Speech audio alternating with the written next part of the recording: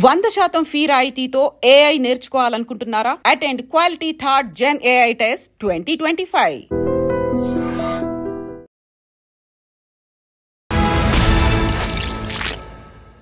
అందరికీ నమస్కారం. నేను Swaroopa Potlapalli. Welcome to iDream. టీజీఎస్ఆర్టీసీలో సమ్మె సైరన్ మోగింది. ఎండి సజ్జనార్కు ఆర్టీసీ సంఘాలు సమ్మె నోటీస్ ఇచ్చాయి. ఫిబ్రవరి 9 నుంచి తమ డిమాండ్లను గనక నెరవేర్చకపోతే సమ్మెకు దిగుతామని హెచ్చరించాయి. అలాగే హైదరాబాద్ను పర్యావరణ హితంగా కాలుష్య రహితంగా మార్చేందుకు డీజిల్ ఆటోలను బస్సులను ఓఆర్ఆర్ అవతలకి పంపించి వేస్తామని రేవంత్ రెడ్డి చేసిన ప్రకటన కూడా కలకలం రేపుతోంది. ప్రస్తుతం నాతో పాటు మోటివేషనల్ స్పీకర్ అలాగే పొలిటికల్ అనలిస్ట్ అయిన కొడాలి సునీల్ గారు ఉన్నారు. ఆయనతో మాట్లాడదాం. నమస్తే సునీల్ గారు. నమస్తే స్వరూప గారు. చూశారు కదా, సమ్మె మళ్ళీ మొదలయ్యేలాగే కనిపిస్తోంది. మరికొద్ది రోజుల్లో ఫిబ్రవరి 9 నుంచి సమ్మె మొదలవుతున్నట్టుగా తెలుస్తోంది. మీ అభిప్రాయం ఏంటి? ఎందుకంటే తమ 21 డిమాండ్లను నెరవేర్చాలంటూ ఉద్యోగ సంఘాలు సమ్మెకు నోటీస్ కూడా ఇచ్చేశాయి. సమ్మె అనేది కరెక్టేనంటారా? స్వరూప గారు, బేసిక్ ఏంటంటే అండి, ఇప్పుడు కొత్త ప్రభుత్వం ఒకటి వచ్చింది. అంతకుముందు బీఆర్ఎస్ వాళ్ళు వాళ్ళ అభివృద్ధి ఐటీ పరంగా ఉన్న సెక్టార్లో కూడా కేటీఆర్ గారు ఇప్పుడు వాళ్ళందరూ కూడా డెవలప్ చేశారు బాగా. ఇప్పుడు అంటే నేను ఏ పార్టీకి వీళ్ళకి ఫేవర్గా వీళ్ళకి ఫేవర్గా అని కాదు, యాజ్ ఏ కామన్ మ్యాన్గా నాకున్న views, on the ground views చెప్తున్నాను. ఇదేంటంటే దీన్ని ఎలా తీసుకుంటారు అనేది, ఎందుకంటే ఒకటి కరెక్ట్ చేసుకునే అవకాశం వచ్చిందనుకోండి, కరెక్ట్ చేసుకుంటే మనం ముందుకెళ్ళగలుగుతాం. ఇప్పుడు జనరల్గా ఆన్ ద గ్రౌండ్లో మీరు చూస్తే సమ్మె అనేది ఏంటంటే ఎవరికైనా ఒక ప్రాబ్లం వచ్చినప్పుడు డెఫినెట్గా వాళ్ళ ప్రతిఘటన అనేది గవర్నమెంట్ మీద చూపిస్తారు డెఫినెట్గా. ఇప్పుడు మీరు ఆర్టీసీ దాని గురించి మాట్లాడితే వాళ్ళకి చాలా సమస్యలు ఉన్నాయి. ఎందుకంటే జీతభత్యాల గురించి కానీ వాళ్ళకు ఉన్న, ఎందుకంటే ఆర్టీసీ అనేది చాలా, ఇప్పుడు ఆంధ్రాలో తెలుగు 2 రాష్ట్రాల్లో కూడా ఆర్టీసీ అనేది చాలా లోలో ఉంది. ఆ లోలో ఉన్న దాన్ని బట్టి ఏంటంటే వాళ్ళకు కూడా ఇప్పుడు లివింగ్ కాస్ట్ పెరిగిపోయింది. ఇప్పుడు మీరు తీసుకోండి, పిల్లల ఫీజులు కానీ స్కూల్స్ ఫీజులు కానీ బయట చూసుకుంటే ఉన్న మెడికల్ పరంగా కానీ మనకి చాలా చాలా ఇష్యూస్ ఉన్నాయి. వీటిలన్నిటి ఏంటంటే గవర్నమెంట్ ఫ్రీ పథకాలు పెట్టేయటం, ఈ విద్యా ఆరోగ్యం మీద ఫోకస్ అనేది ఎవరు అడగలేదు. ఈ ఫ్రీ పథకాలు పెట్టండి అని చెప్పి ఈరోజు వీళ్ళు సమ్మె చేసినట్టుగా ఏ తెలుగు రాష్ట్రాల్లో కూడా మాకు ఫ్రీ పథకాలు ఇవ్వండి, మాకు ఫ్రీ పథకాలు ఇవ్వండి అని చెప్పి ఏ రోజు కామన్ మ్యాన్ ఏ రోజు ప్లకార్డులు పట్టుకుని రోడ్ల మీద సమ్మె చేసినట్టు లేదు. ఎందుకు ఇచ్చారు గవర్నమెంట్ ఫ్రీ పథకాలు? ఎందుకు ఇస్తున్నారు? ఫ్రీ బస్ ఎందుకు పెట్టారు? ఎవరన్నా అడిగారు? మనని ఎవరు అడగలేదు. ఈరోజు సమ్మె చేస్తారంటే మీరు ఒకటి గమనించండి, హైటెక్ సిటీలో ₹1,00,000 జీతం తీసుకున్నటువంటి వ్యక్తులు కూడా, ఎవరైతే ఆడవాళ్ళు ఉన్నారో వాళ్ళు కూడా ఆధార్ కార్డు పెట్టుకుని ఫ్రీ బస్ వాడుకుంటున్నారు. ఫ్రీ బస్సు తప్పంటారా? నేను అదే అంటున్నాను, ఫ్రీ బస్ తప్పు అనట్లేదు నేను. ఫ్రీ బస్ ఏంటంటే ఇప్పుడు నిజంగా ఒకటి స్వరూప గారు, కరెక్ట్గా ఎవరికైతే ఉపయోగపడాలో వాళ్ళకి కనుక ఆ పథకం ఉపయోగపడింది అనుకోండి, డెఫినెట్గా సక్సెస్ అయినట్టే. ఇప్పుడు మనవాళ్ళు ఫ్రీగా వస్తే పినాయిల్ తాగుతారు, మనవాళ్ళ సంగతి తెలిసిందే కదా. ఫ్రీగా వచ్చిందంటే ఒక బాటిల్ తీసుకెళ్లారంటే ఇంకో బాటిల్ ఇవ్వాలని 2వ బాటిల్ కూడా తీసుకెళ్లేవాడు మనవాళ్ళు. ఇప్పుడు వాళ్ళ ఆర్థిక స్తోమత ఏంటో ఎలా నిర్ధారించగలరు? అది మంచి క్వశ్చన్ అడిగారు. జనరల్గా ఇప్పుడు మనకి ఒక ప్రభుత్వానికి ఏదన్నా సలహాదారులుగా ఉన్నట్టు ఇన్ని లక్షల రూపాయలు వాళ్ళకి జీతాలు ఇచ్చి మనం పెట్టుకున్నప్పుడు, లేదంటే ఒక కామన్ మ్యాన్ ఎవరైతే ఆన్ ద గ్రౌండ్ రియాలిటీలో వాళ్ళ కష్టాలు సుఖాలు చూసుకుని వచ్చిన పర్సన్స్ పెట్టుకున్నారు, అంటే మంచి వాళ్ళు ఉన్నారు, మంచి మేధావులు ఉన్నారు. కాకపోతే ఏంటంటే ఆన్ ద గ్రౌండ్ రియాలిటీ అనేది తెలిసిన పర్సన్ ఇప్పుడైతే మీకు మంచి సలహాలు సూచనలు ఇస్తాడు. ఏమవుతుందంటే ఇప్పుడు ఫ్రీ బస్ మీరు అడిగిన క్వశ్చన్ ఏంటంటే కరెక్ట్ కదా అన్నారు. నేనేమంటానంటే ఇప్పుడు ఆంధ్ర ప్రభుత్వంలో కూడా అప్పుడు మేము కొన్ని ప్రోగ్రామ్ కమిటీకి కూడా మేము కొన్ని సూచనలు చెప్పాం. తెలంగాణలో ఇలా అయింది, మగవాళ్ళు ఆడవాళ్ళు అందరూ బస్సులు ఎక్కుతున్నారు, కిక్కిరిసిపోతున్నారు, తోపు స్లాట్లు ఎక్కువ అవుతున్నాయి, మీరు కొన్ని రోజులు దీన్ని స్టేబుల్ చేయండి, ఒక ట్రయల్ రన్ చేయండి. అది ఏంటంటే కొన్ని కలర్ ఉన్నటువంటి బస్సులు, అది ఎరుపు వేసుకుంటారా లేకపోతే మీ పార్టీ రంగు వేసుకుంటారా, అదే నేను వాటి గురించి నేను మాట్లాడట్లా. ఒక పర్టికులర్గా ఒక బస్సుకు ఒక రంగు వేసి అది రోడ్డు మీద వెళ్తుందా అంటే ఎవడైనా సరే ఇది ప్రభుత్వం పెట్టిన ఫ్రీ బస్సురా అని ఐడెంటిఫికేషన్ చేసేటట్టు ఒక బస్సు పంపించాలి మనం. అది కూడా ఏంటంటే కొన్ని టైమింగ్స్ ఉంటాయి, పిల్లల స్కూల్కి వెళ్ళే టైమింగ్స్, ఆఫీస్కి వెళ్ళే టైమింగ్స్, మహిళల ఆఫీస్కి వెళ్ళే టైమింగ్స్, మధ్యాహ్నం భోజనం టైము, మళ్ళీ సాయంత్రం 6 గంటలకు వచ్చే సమయంలో, ఇళ్లకు చేరుకునే సమయంలో కొన్ని టైమింగ్స్లో లేదా 2 అవర్స్కి ఒకసారి డిపో నుంచి బయటికి రావాలి బస్సు. అది కూడా ఒక కలర్ ఉండాలి. ఎవరైనా రోడ్డు మీద చూసారంటే ఈ బస్సు ఫ్రీ బస్ అని చెప్పి అందరూ లేడీస్ అందరూ ఆ బస్సు ఎక్కాలి. మీ ఇప్పుడు రిజర్వేషన్లు ఉన్నట్టు జెంట్స్ లేడీస్ కూడా ఇద్దరు ఒకటే బస్సులో ఎక్కినప్పుడు వాళ్ళు వచ్చి సీట్లో కూర్చుంటుంటే మహిళలు లేపే అంత హీనమైన సంస్కారం లేం కాబట్టి కామగా నుంచుంటున్నారు మగవాళ్ళు. వాళ్ళు వచ్చి వాళ్ళ సీట్లో కూడా కూర్చుండిపోతున్నారు ఫ్రీ బస్సు కాబట్టి. అక్కడ ఒత్తిడి ఎక్కువైపోతుంది, తోపు స్లాట్లు అయిపోతుంది, రన్నింగ్లో ఆడవాళ్ళు బ్యాగులు పట్టుకుని పిల్లలు పాపం వేలాడుతూ ఉన్నారు రోడ్ల మీద. నేను అనేది ఏంటంటే ఒక ప్రత్యేకమైన బస్సులు మీరు కనుక బయటకి కేటాయిస్తే ఆ బస్సు పిల్లల స్కూల్, ఇప్పుడు కాదండి, ఇప్పుడు స్వరూప గారు ఇప్పుడు ఈ రంగమ్మ పుల్లమ్మ ఊరు నుంచి వచ్చి రిజిస్ట్రేషన్ ఆఫీస్కి వచ్చిందండి, పక్కన దాంట్లో వచ్చి రంగమ్మ వచ్చి రిజిస్ట్రేషన్ ఆఫీస్కి వచ్చి రిజిస్ట్రేషన్ చేయించుకుని అయిపోయింది. 11 గంటలకు బస్సు ఉంది, ఫ్రీ బస్సు అని తెలుసు ఆవిడకి. 10:30కే 10ంటికో పని అయిపోయింది. ఏ పల్లీలో ఏయో కొనుక్కుని ఆ బస్ స్టాండ్లో కూర్చుంటుంది. ఎందుకంటే ఆవిడ పేదరాలు కాబట్టి, ఆవిడకి అది అవసరం కాబట్టి. మీ సూచన చాలా బాగుంది సునీల్ గారు. కాకపోతే ప్రభుత్వము అధికారంలోకి రావాలనుకునే వాళ్ళు కొన్ని పెట్టుకుంటారు మేనిఫెస్టోలో. 6 గ్యారంటీలో భాగంగా మహాలక్ష్మి పథకం మహిళలందరికీ ఉచితం అన్నారు. ఆ తర్వాత ఇప్పుడు ఇలా మారిస్తే ప్రతిపక్షాలు ఇప్పటికే వీళ్ళ మీద దుమ్మెత్తు పోస్తున్నాయి. ఇవన్నీ కూడా కరెక్ట్ కాదు కదా మహిళలందరికీ. అంతే, మహిళలందరికీ అంటున్నాను. నేను అనేది ఏంటంటే ప్రత్యేకమైన టైంలో మహిళలందరే ఎక్కుతారు ఆ బస్సు, ఇక వేరే వాళ్ళు ఎక్కరు. ఆ కలర్ ఉన్న బస్సు అన్ని బస్సుల్లో అని ముందుగానే హామీ ఇచ్చారు. అన్ని బస్సుల్లో అనటం కన్నా కూడా ఫ్రీ బస్సు వచ్చిందా లేదా, నాకు అవసరం ఉంటే పైగా అప్పటికే కొన్ని సూపర్ లగ్జరీ ఇలాంటి వాటికి మినహాయింపు ఉంది కూడా. ఇప్పుడు మీరు ఇంకోటి చూడండి, ఫ్రీ బస్సు పెట్టడం వల్ల ఆటో వాళ్ళ మీద ఎంత ఎఫెక్ట్ పడుతుంది. ఇప్పుడు డిపోల నుంచి ఒక ఫ్రీ బస్సు బయటకు వస్తుంది మేడం. స్వరూప గారును సునీల్ గారు ఎక్కడో బయలుదేరతాకి వెళ్ళి ఒక ఆటోలో కూర్చున్నారు. Okay right, bus auto fill అయింది. ఇంకొక ఇద్దరు వస్తే ఆటో వాడు స్టార్ట్ చేసుకు వెళ్దామని కూర్చున్నాడు. బస్సు బయటకు వచ్చింది. అందరం దిగేసి వెళ్ళిపోయి బస్సు ఎక్కుతాం లేదా? నేను చెప్పిన పాయింట్ అర్థమైంది స్వరూప గారు. ఆటో వాడు కడుపు మీద కొట్టినట్టే కదా. ఇప్పుడు ఆటో వాళ్ళకి నష్టం జరుగుతుంది అని మొదటి నుంచి మాట్లాడుతూనే ఉన్నాము. దానికి సంబంధించి వాళ్ళకి కొంత పరిహారం ఇవ్వడం లాంటివి కూడా దేని మీద ప్రభుత్వం కొంత చర్చ అయితే జరుగుతూనే ఉంది. వాళ్ళకి ఆర్థిక సాయం అందించడం అలాంటి వాటి మీద.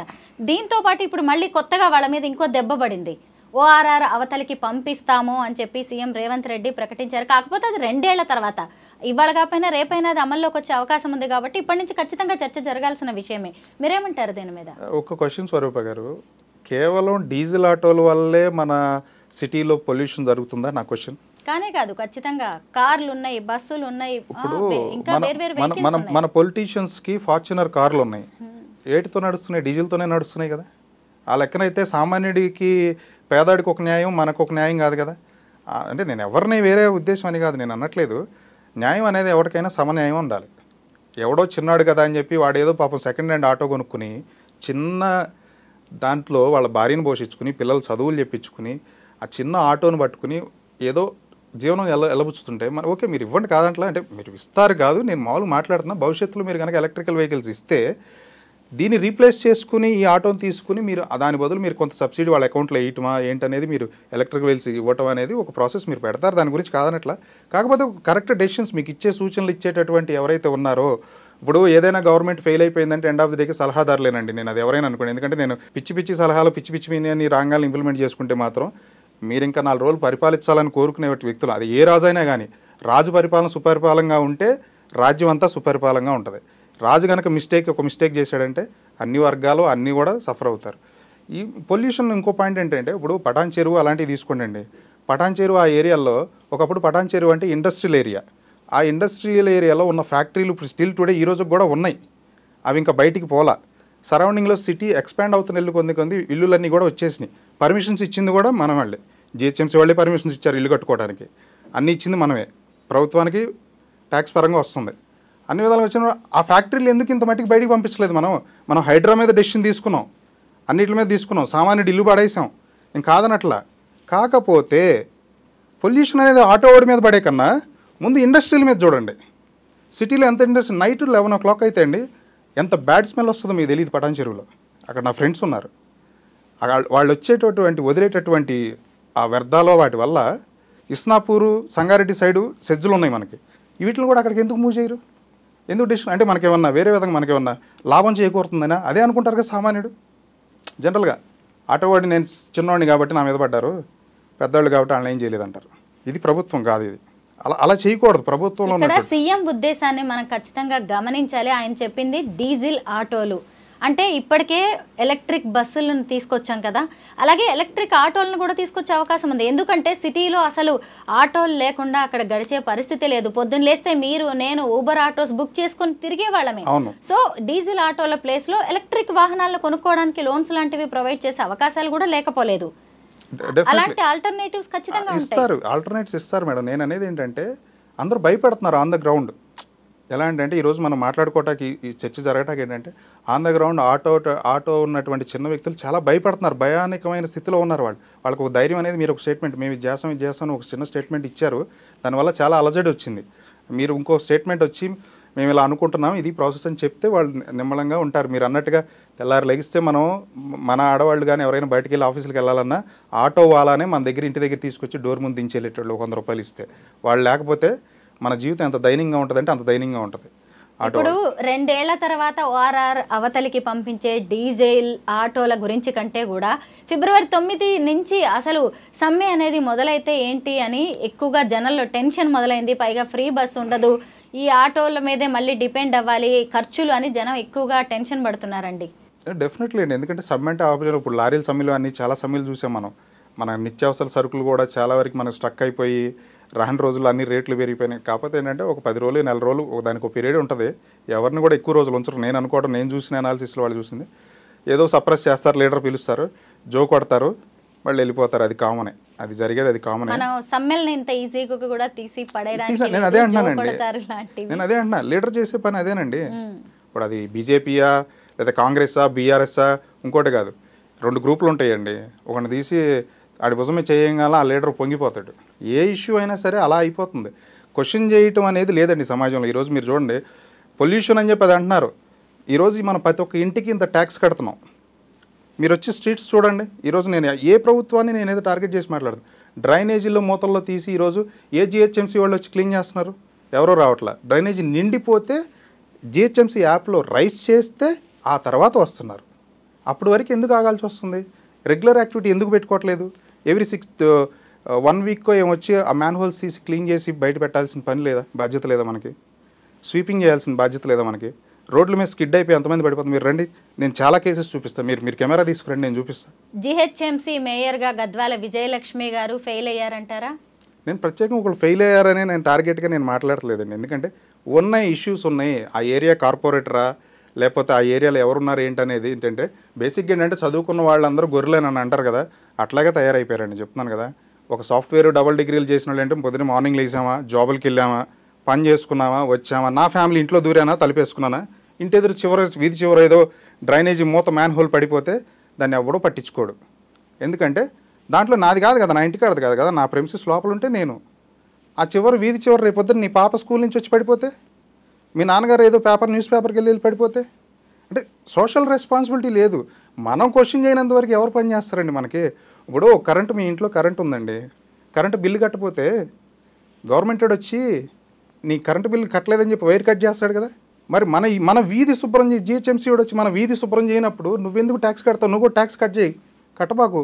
కట్టకపోతే ఊరుకుంటారా? రేపు మీకు నాకు ఏదైనా హోమ్ లోన్ కావాలన్నా కానీ మళ్ళీ రేపు ఒక ట్యాక్స్ కట్టాల్సిందంతా ఒకేసారి పెండింగ్ కట్టి మరి నేను అదే అంటాం మేడం. స్వరూప గారు, నేను అనేది ఏంటంటే ఇప్పుడు మనకు ఆపోజిషన్ నుంచి కరెంటు బిల్లు కట్టకపోతే ఎలా అయితే కట్ చేసే అధికారం వాళ్ళకు ఉన్నప్పుడు, మన డబ్బులతో జిహెచ్ఎంసీ పరిధిలో వాళ్ళకి జీతాలు ఇచ్చి, మన డబ్బులతో మనం కట్టిన ట్యాక్స్ డబ్బులతో వాళ్ళకి ఇచ్చి, వాళ్ళ చేత పనులు చేయించి మనం కూడా చేయించుకోలేనప్పుడు, మనం ఉన్న పరిధిలో ఇంత దైవనీయ పరిస్థితిలో డ్రైనేజీలు, రోడ్డు స్వీపింగ్ లేకుండా కారు వెళ్తుంటే మట్టి అంతా వచ్చి మీద పడిపోయి, బళ్ళు వేసుకెళ్తుంటే స్కూటీలు స్కూల్ని పిల్లలు దించి వస్తుంటే స్కిడ్ అయిపోయి పడిపోయి చేతులు ఎరగొట్టుకున్న స్థితిలో ఉంటే మినిమం ఎవరు అడుగుతారు?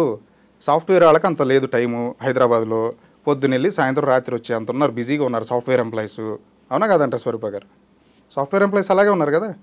మొగుడు పెళ్ళాం ఇద్దరు జాబులు, పిల్లల్ని తీసుకెళ్తే స్కూల్లో డ్రాప్ చేయటం, అంతే. ఇక వాళ్ళ బిజీ లైఫ్లో వాళ్ళు ఉన్నారు. ఇంకా గవర్నమెంట్ని ఎవడు క్వశ్చన్ చేస్తాడు? గవర్నమెంట్ గురించి పనులు ఎవడు చేయించుకుంటాడు? వాళ్ళు చేసినప్పుడు చేసి. మీరు ఇంకోటి చూడండి, రోడ్డు అంతా నీట్గా ఉంటుంది, మళ్ళీ అక్కడే తవ్వుతారు, మళ్ళీ అక్కడే రోడ్డు వేస్తారు. అదేంటో అర్థం కాదు. మరి అక్కడే బిల్లు పెట్టుకుంటాక అవసరం మరి ఏంటో తెలియదు. చాలా రోడ్లు పాడైపోయిన రోడ్లు ఉన్నాయి, అక్కడ ఈ రోడ్లు ఎక్కడైతే నీట్గా ఉంటుందో మళ్ళీ అదే ఏరియాలో తవ్వేస్తారు, తెల్లారేపాటికి రోడ్డు వేసేస్తారు. నాకు అదేంటో విచిత్రం అనిపిస్తుంది ఒక్కోసారి చూస్తే. మరి దానికి ఏమైనా రీజన్ ఉందేమో నాకు తెలియదు మరి. Thank you so much Sunil garu. Thank you అండి.